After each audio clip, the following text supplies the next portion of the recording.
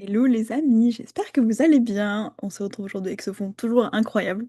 Aujourd'hui, j'ai envie de vous parler de la notion de compétence parce que j'avais lu quelque part dans une revue de psychologie que moins on en connaît en fait sur un domaine, plus on a du mal en fait à se représenter concrètement ce que ça demande comme compétence, comme savoir-faire, comme temps, comme énergie, etc.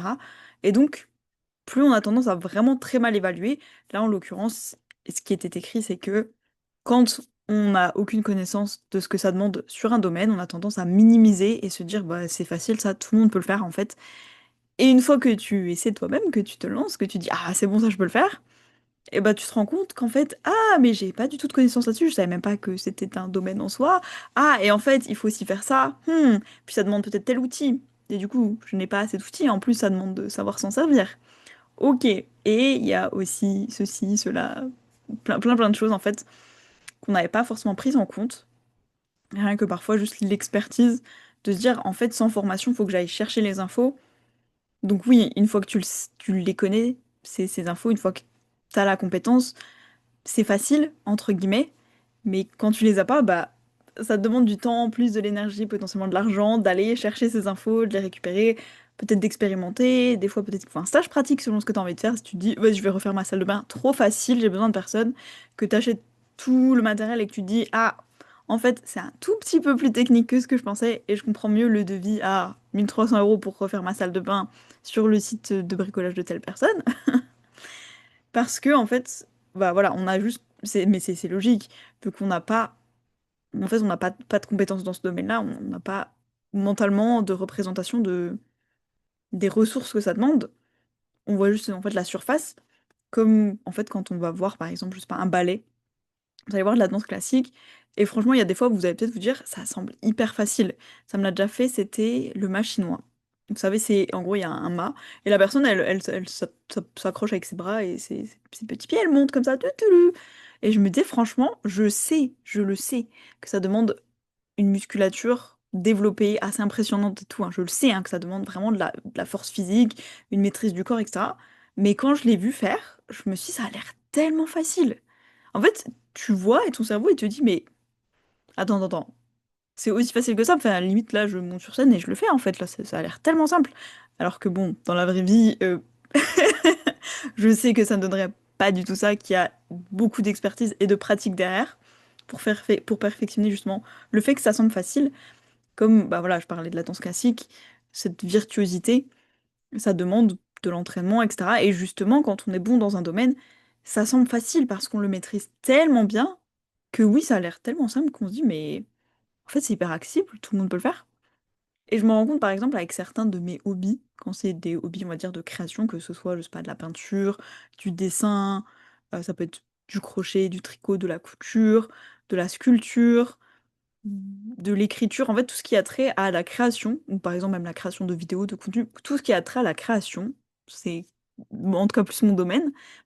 Quand les gens de l'extérieur me disent qu'en gros, bah, c'est simple en fait, ou que j'ai des demandes par exemple, ah tu pourrais me dessiner ça, tu pourrais me peindre ceci, tiens tu pourrais me tricoter ça. Oui, je peux. Est-ce que tu as conscience que ça va me demander tant de temps, tant de ressources, potentiellement de l'argent parce que je dois investir dans ça, que potentiellement ce temps, je vais pas le mettre à faire autre chose, donc c'est un certain investissement. Et des fois, je vois les personnes qui me regardent et qui se disent, ah oui, quand même, t'es sûr que ça, là, ce truc-là, ça va te prendre 10 heures à faire? Ah oui, quand même. Hmm. Et je leur dis, ok, imagine maintenant, je suis rémunérée 10 € de l'heure. Et ça me prend 10 heures. Est-ce que t'es prête à me payer, prête ou prêt à me payer 100 € pour ça? Et des fois, la personne est là, ah bah non, pas trop quand même, enfin, ça les vaut pas vraiment. Ah! Et je trouve ça hyper intéressant parce que, en fait, on me l'a déjà fait très souvent, ou moi, ou des amis en tout cas, enfin dans mon entourage, que des personnes voilà, disent ah, c'est trop bien, tu peins, tu peux me peindre un truc, ah, trop bien, j'adore ce tableau, tu me le donnes. Ou ah, bah tiens, t'as fait une petite peluche en crochet, ou t'as cousu quelque chose, t'as cousu une jupe, ah, tu pourrais m'en faire aussi, s'il te plaît? Bah ouais, mais peut-être que ce projet, ça fait 40 heures que je travaille dessus. Bon, ça prend pas forcément autant de temps. Ouais, ça dépend. Ça dépend de la taille de la peluche, ça dépend les finitions sur la jupe, par exemple. Mais honnêtement, je dirais que ça peut prendre facilement tout inclus 10 heures, que ce soit une peinture. Et évidemment, ça dépend de la taille et de la peinture et de la peluche. Et bon, la jupe sera plus les finitions, la matière, etc. Mais ça peut très facilement prendre 10 heures à réaliser, soit un vêtement, une peluche, une peinture. Je trouve que on n'a pas forcément cette notion quand on l'a pas fait soi-même. Et pour avoir déjà fait, par exemple, une jupe moi-même et d'avoir découpé dans le patron, fait la recherche, pris les mesures, etc., etc. Et puis après, ben, tu repasses le dessus pour qu'il soit plat. Et puis tu prends ta machine à coudre d'abord. Et puis ensuite, tu prends la surjeteuse pour faire les ourlets. Et puis ça, c'est quand t'as toutes les machines, tout ce qu'il faut. Parce que quand t'as pas, eh ben, ça te prend encore plus de temps parce que tu débrouilles, tu fais un petit peu le système temporaire, le petit bricolage où en vrai ça passe, juste bah, ça demande plus de temps et d'effort. Et honnêtement, de voir le temps que ça prend, et du coup c'était juste un tissu blanc, hein. Après j'aurais pu encore décider de faire de l'atteindre, d'ajouter des motifs, d'ajouter des poches, d'ajouter des détails, etc., etc. Mais franchement, par exemple, je n'avais jamais mis une fermeture. Le temps que ça prend, c'est fou! Quand on débute, c'était la toute première fois j'ai dû coudre une fermeture, ça prend un temps fou. En plus, j'ai dû recommencer 10 000 fois parce que il faut bien que la tension entre le tissu et la fermeture soit bonne parce que si c'est trop serré, tu te dis c'est bon, je vais faire le point hyper serré, comme ça va bien tenir, mais tu peux plus fermer en fait parce qu'il n'y a plus la souplesse requise pour fermer la fermeture. Bref, c'est honnêtement tout un travail. Et les personnes qui font de la couture, je me dis waouh, honnêtement, pour avoir testé, je sais que ça demande beaucoup de temps. Et par exemple, voilà, si je vois des gens dire, parfois je vois des vidéos de gens qui disent ah mais cette peluche au crochet, pardon, tu la vends 50 euros, c'est hyper cher. Peut-être que la personne elle a mis 5 heures à la faire plus le coût des matériaux, plus juste la valeur ajoutée de son travail à elle, en fait, bah honnêtement, c'est pas toujours si cher que ça. Une fois que t'as vraiment la valeur où tu dis, est-ce que si toi t'avais mis 5 heures à faire ça, qu'en plus t'avais acheté peut-être pour 25-30 € de matériel, plus ceci, cela, etc. Et en plus, ça, c'est juste le temps concrètement de conception. Peut-être qu'avant, tu as pensé à comment je vais le faire. Peut-être que tu as testé différentes, par exemple, différentes laines pour faire cette peluche ou différents matériaux. Peut-être que tu dis, ah, le polyester, ok, ça rend mieux, mais en même temps, etc., etc. Peut-être après, tu dis, c'est pour un enfant, il faut que je teste. Il y a aussi tout le temps, un peu les coûts cachés que tu vois pas forcément. Tu dis, ok, ça t'a pris 5 heures à le faire concrètement l'objet, mais j'ai pris aussi 2 heures avant à conceptualiser, à penser à tous les petits détails, à me poser les bonnes questions, à me demander quelle taille je voulais qu'il fasse, peut-être le rendu, etc., etc. Ça peut prendre beaucoup, beaucoup de temps. Aussi, même juste aller dans la boutique, en fait, chercher, ben, les yeux, je veux qu'ils soient comme ça. Enfin, je sais pas, plein de détails. Oh, j'ai envie de faire un petit ruban avec des fleurs, il faut que je trouve des fleurs. Comment je fais les fleurs? Est-ce que c'est moi qui les fais? Est-ce que je les brode? Est-ce que je fais une teinture, etc., etc. Ça peut prendre énormément de temps. Et je sais que vraiment, comme je vous dis, les gens n'ont pas toujours cette notion. Donc bref, je pense que vous avez forcément, c'est obligé, vous avez vous-même une expertise que parfois les gens ont mal estimée en vous disant, ah, tu fais ça? Ah, ok, trop bien, ça m'intéresse. Et une fois que vous dites, je sais pas, votre prix ou le temps que ça prend, ou ah, ouais, je pourrais t'en faire, mais ça se fait pas comme ça, qui après une sorte de réalisation ou alors peut-être même, entre guillemets, une dévalorisation parce que la personne, encore une fois, a pas la valeur de se dire ah bah ça le vaut pas, ça vaut pas ce prix, ça vaut pas le temps. Tu me demandes ça, mais bon. Mais ça peut être vraiment plein de choses, hein. Ça peut être regardez, j'ai fait ce sac en cuir, si ça te prend 40 heures.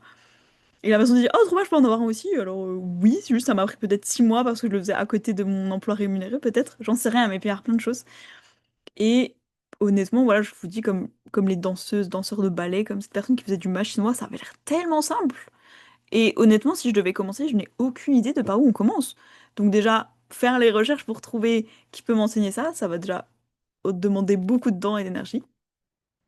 Et d'un autre côté, et ce sera ma conclusion, autant parfois on peut sous-estimer beaucoup une compétence et se dire, ouais, ça doit être hyper facile. Par exemple, oh, c'est bon, monter une vidéo, c'est bon, je te le fais en 5 minutes. Et puis en fait, tu dois chercher un logiciel, tu dois faire ci, tu dois faire ça, etc., etc. Ou même juste, ah, ça a l'air marrant. Ah, ben les gens qui. J'avais entendu une personne dire ça la dernière fois. Franchement, pour avoir fait des vidéos, je me dis que les créatrices et créateurs de contenu qui doivent trouver les idées, faire des réunions sur les projets, s'occuper du montage, s'occuper de la réalisation, etc., etc.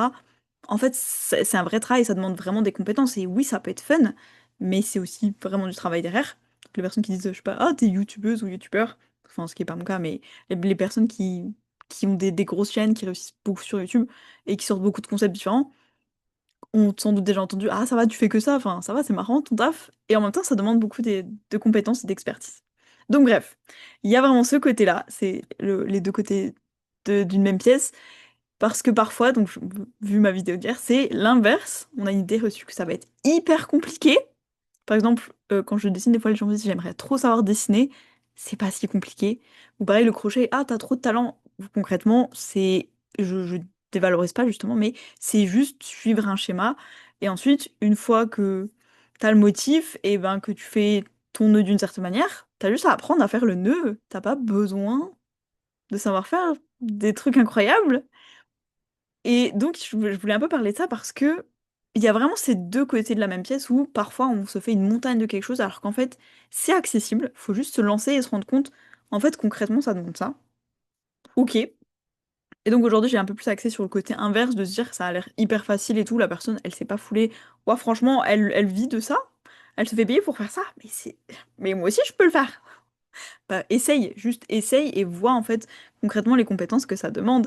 Et tu verras que c'est pas si facile. Et de faire ça parfois, ça permet de encore plus apprécier le travail des autres. De se dire, clairement, j'ai essayé, ou même peut-être c'est facile, mais je déteste en fait, c'était horrible, c'est pas pour moi.